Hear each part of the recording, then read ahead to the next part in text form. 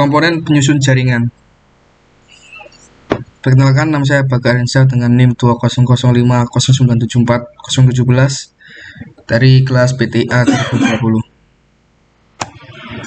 1. Komponen dasar jaringan. Apa saja komponen dasar jaringan? Software. Software itu terdiri dari perangkat lunak jaringan, sistem operasi seperti Windows, Linux, Unix, macOS, Android, iOS, dan lain-lain. Hardware, perangkat keras jaringan, server, workstation, alat jaringan, NIC, switch, router, modem, access point, kabel UTP, fiber optic, dan lainnya. USB modem atau wireless, USB wireless, USB dongle, USB LAN, wireless card, sama WiFi.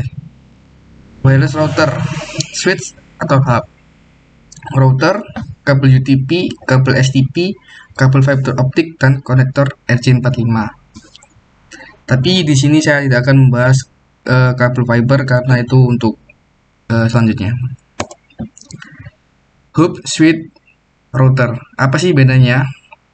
Hub dia memiliki physical layer tapi tidak mempunyai RP table, bergeser ke semua port, sering terjadi ketabrakan data atau collision, tidak dengan intelijen, dan harus terhubung dengan network yang sama. Switch, data link layer, menggunakan MAC address atau ARP table, bisa mengirim ke spesifik atau ke beberapa port sekaligus. Dia sering tabrakan dengan diri sendiri. Terus buat intelijen, connect dengan network yang sama. Network layer atau IP address, router. Untuk port spesifik, tabrakan diri sendiri, terus dia ada intelijen, terus connect dari network yang berbeda.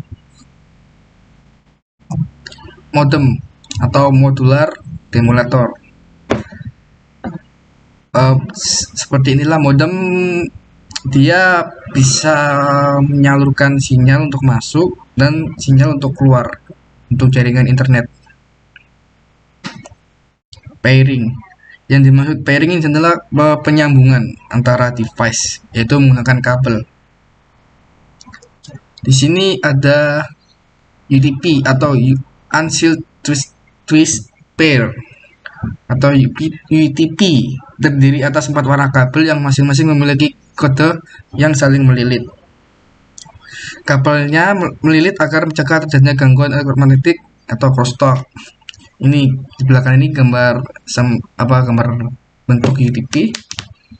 Bisa dicermati ada warna biru, biru putih, oranye putih, coklat putih, hijau putih.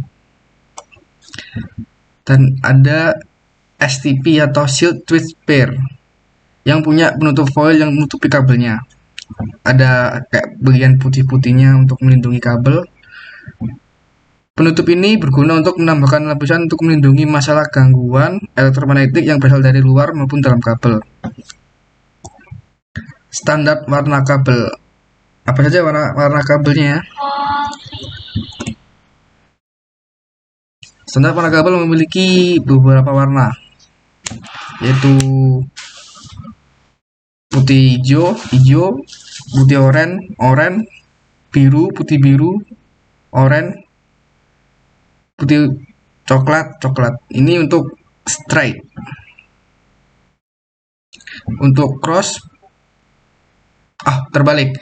Putih hijau, putih oranye biru, putih biru oranye, putih coklat itu adalah untuk cross. Sedangkan untuk straight yaitu putih oranye, putih hijau biru, putih biru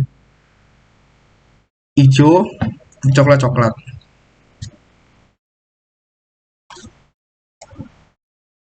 Susunan kabelnya. Untuk crossover, ujung kabel 1 dengan warna putih oranye, putih hijau biru, putih biru hijau, putih coklat.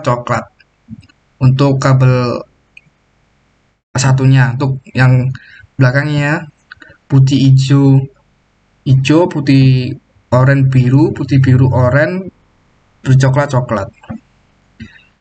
Untuk strike sama antara depan dan belakangnya. Jadi perbedaannya hanya di ujung belakangnya antara cross sama strike. Masing-masing kabel sebenarnya juga memiliki fungsi seperti fungsi kabel coklat, putih coklat dan coklat untuk daya kabel power. Penggunaan kabel strike dan cross. Untuk strike itu bisa digunakan kepada device yang familiar. Contoh dari komputer ke router, ke modem, ke switch, itu untuk kabel strike. Dan juga apa ya, lebih ke bisa kemana aja sih daripada ke cross. Kalau cross hanya ke device yang sama seperti komputer-komputer atau switch-switch. Jadi fungsinya berbeda. Crimping. Untuk crimping di sini ada dua alat ya. Pertama itu gunting atau cutter bisa untuk mengikis kulit kabel, kemudian tang crimping. Langkah awalnya tuh kita buka plastik kabel plastiknya dulu, kemudian langkah selanjutnya kita pisahkan kabel-kabel sesuai warna, kemudian kita urutkan sesuai kebutuhan yaitu cross atau straight. Di sini contoh dari straight kita urutkan putih oranye, putih hijau biru, putih biru hijau, coklat coklat. Kemudian satukan dan rapatkan, kemudian potong sama rata. Habis itu masukkan RJ45 itu kabel